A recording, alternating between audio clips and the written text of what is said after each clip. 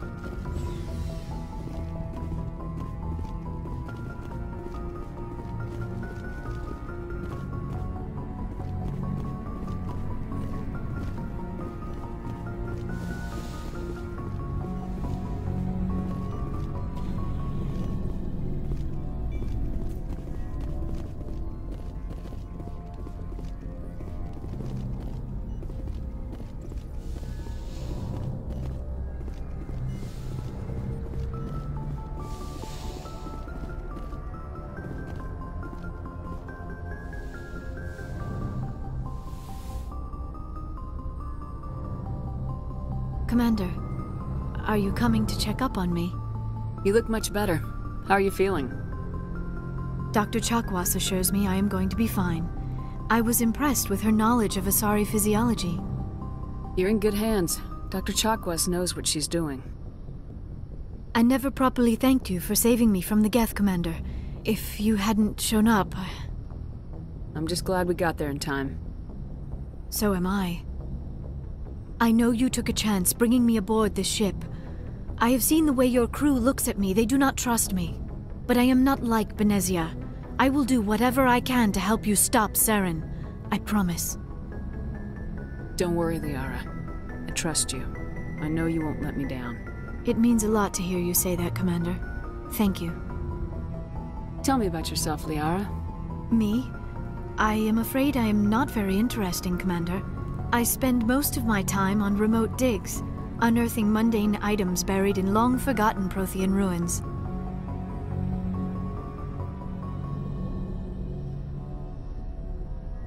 Sounds dangerous. And lonely. Sometimes I would run afoul of indigenous life forms or stumble across a small band of mercenaries or privateers, but I was always careful. until the Geth followed me to Artemis Tau. I never found myself in any situation my biotics could not handle. As for the solitude, well, that is one aspect that most appealed to me. Sometimes I just need to get away from other people. You don't like other people? I suppose it comes from being a matriarch's daughter. People expected me to follow in Benezia's footsteps. They wanted me to become a leader of our people. Matriarchs guide their followers into the future. They seek the truth of what is yet to come. Maybe that's why I became so interested in the secrets of the past. It sounds so foolish when I say it out loud. It sounds like I became an archaeologist simply to spite Benezia. All children rebel against their parents. It's a natural part of growing up. Aha, you share the wisdom of the matriarch, Shepard. That is exactly what Benezia said when I told her of my decision. But there was more to it than that. I felt drawn to the past. The Protheans were these wondrous, mysterious figures. I wanted to know everything about them. That is why I find you so fascinating. You were marked by the beacon on Eden Prime. You were touched by working Prothean technology. Sounds like you want to dissect me in a lab somewhere. What? No! I did not mean to insinuate. I never meant to offend you, Shepard. I only meant that you would be an interesting specimen for an in-depth study. No, that's even worse. Calm down, Liara. I was only joking. Joking? Oh, by the goddess, how could I be so dense? You must think I am a complete and utter fool. Now you know why I prefer to spend my time in the field with data disks and computers. I always seem to say something embarrassing around other people. Please, just pretend this conversation never happened. I'd like to know more about the Asari. We were the first species to discover the Citadel. We were instrumental in forming the Council, and we always strive to be the voice of peaceful cooperation in galactic disputes. My people believe we are all part of a single galactic community. Each species contributes something to the greater whole. Although we seek to understand other species, it seems few of them seek to understand us. The galaxy is filled with rumors and misinformation about my people. Like what? Most of the inaccuracies are centered around our mating rituals.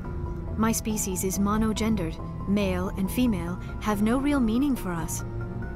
We still require a partner to reproduce. This second parent, however, may be of any species and any gender. I don't understand. Your species can mate with anyone? Mating is not quite the proper term, not as you understand it. Physical contact may or may not be involved, but it is not an essential element of the union. The true connection is mental.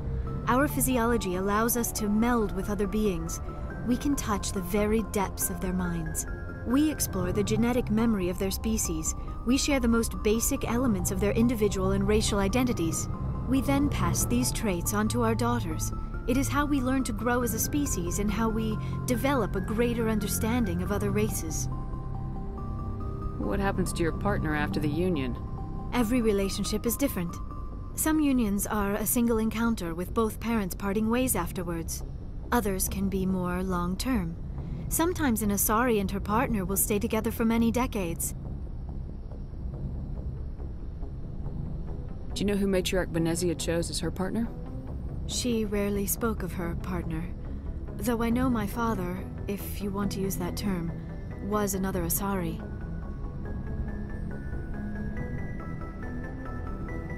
I thought you always needed another species to serve as one of the parents.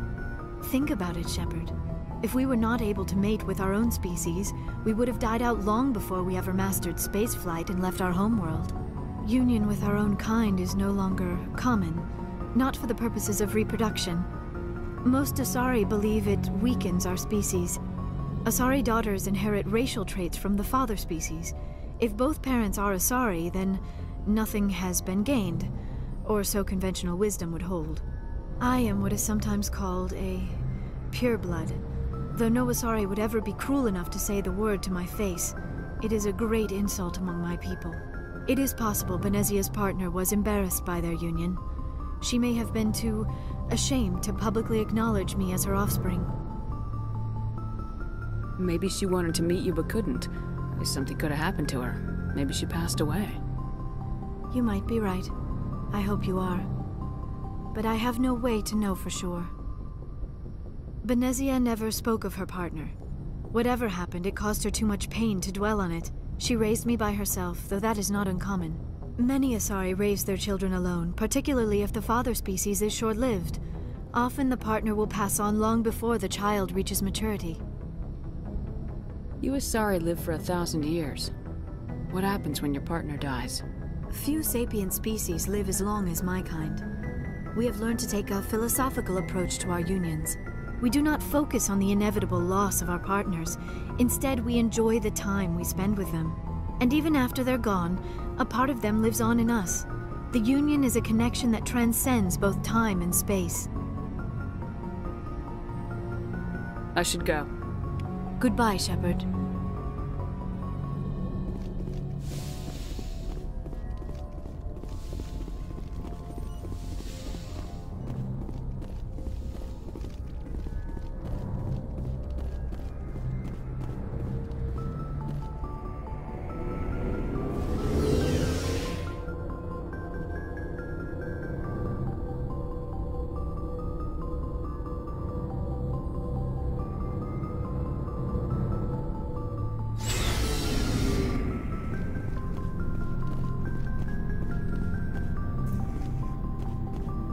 So, we've got Saren on the run. It won't be long now. Saren's good, but I'm better. Good? He's rotten. To the core. I could tell as soon as I met him. Why didn't you tell me this sooner? I would've if I thought it was important. I'll decide what's important. Now tell me how you know Saren. This was a while ago. A bunch of mercs were bragging about a job out near the edges of the Terminus systems. They said it paid well and the boss was never around to ride them. They said he was looking for more men, too. So I checked it out.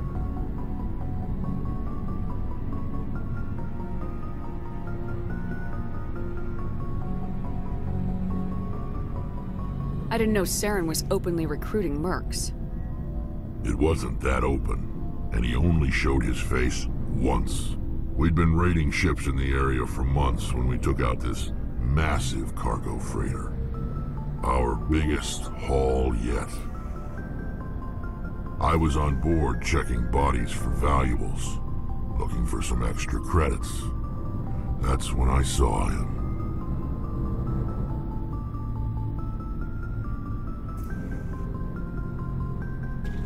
What did Saren want with the ship? I don't know what he wanted. He was just moving through the ship, watching. Couple of the mercs called him by name, but he never spoke to them. Never spoke to anyone. I had a really bad feeling about him, so I got the hell out. Didn't even wait to get paid. That's the only time you saw him? Yeah. Didn't even know who he was. Still wouldn't if I hadn't joined up with you. But my instincts were right. Every other merc on that mission turned up dead within a week. Every damn one. So long, Rex. Shepard. Commander? Dismissed, Chief. Ma'am.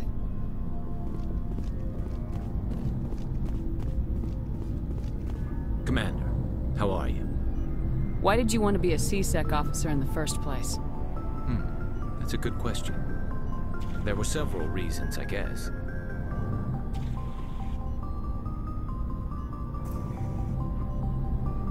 Like what? Probably the same as most officers. I wanted to fight injustice, wanted to help people. I guess my father had something to do with it too. He was CSEC, one of the best. I grew up hearing about his accomplishments or seeing his picture on the vids after a big arrest. He's taking my resignation pretty hard. That's tough. But you'd think he'd be impressed you're going after Saren. My father's a CSEC man to the bone. Do things right, or don't do them at all, he says. He thinks I'm being too rash, too impatient. He's worried I'll become just like Saren. He actually talked me out of becoming a Spectre when I was younger, for the same reasons. You were asked to be a Spectre? Well, I was targeted as a possible Spectre candidate. Me and about 1,000 other Turian military recruits. I could have received special training, but my father didn't like it. He despises the Spectres. He hates the idea of someone having unlimited power with no accountability. He wouldn't like you, Commander. No offense. I suppose I can understand his concern. You can. But Saren's not going to play by our rules, C-Sec's rules. If you want to nail Saren, you need to send someone who isn't restricted by policies and procedures.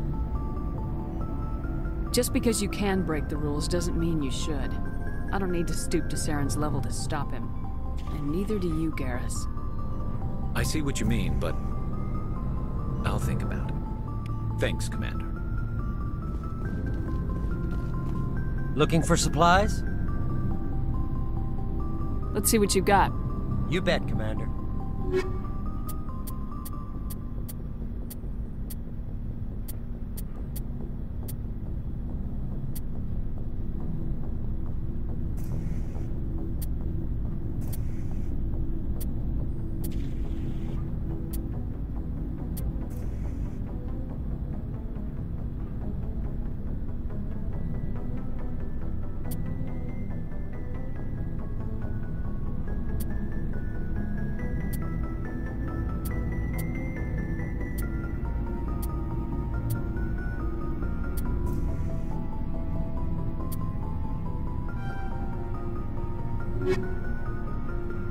Looking for supplies? Let's see what you got. You bet, Commander.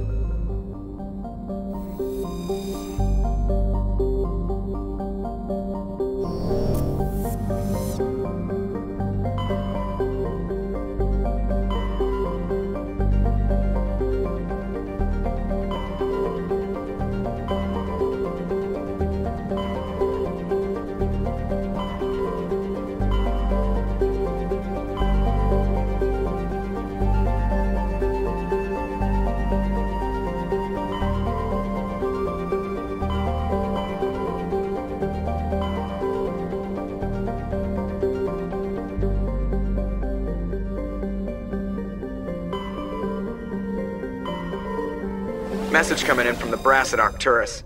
Patching it through. Normandy? Admiral Hackett here. We're getting reports of a marked increase in Geth activity in the Skyllian Verge. Surveillance drones have identified Geth outposts on 4 different planets in the Armstrong cluster. We need someone to take them out. We have any idea what they're after? Hard to say. They may be just gathering intel on us. Or maybe they're setting up staging grounds for hit-and-run attacks on human colonies. I'm on it, Admiral. Finding Saren is still your top priority, but you've got experience fighting the Geth. You're the logical choice to take out these outposts. We're transmitting all the locations of known Geth outposts in the Armstrong cluster to the Normandy now. Admiral Hackett out.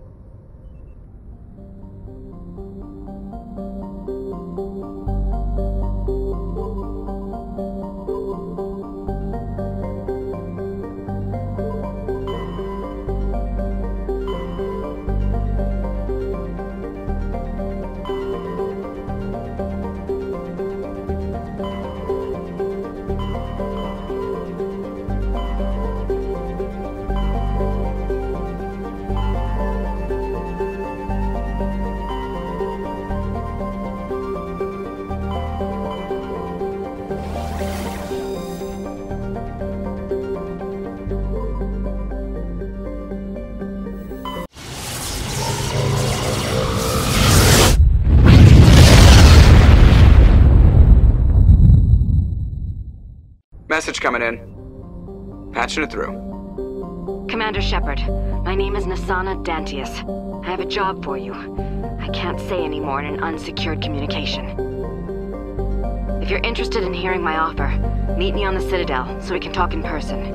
I'll be waiting in the Diplomat's Lounge on the Presidium.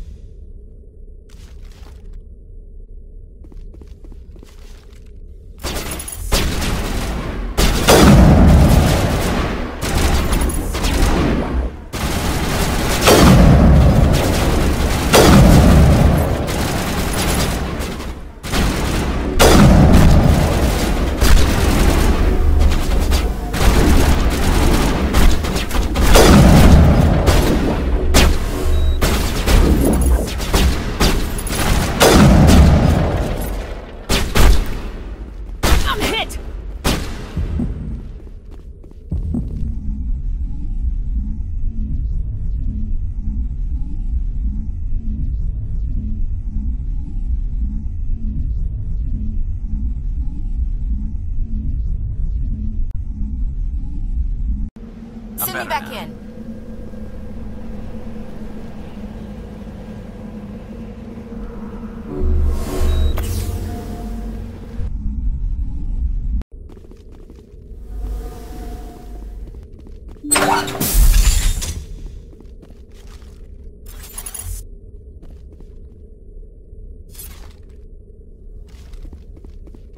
Heads up!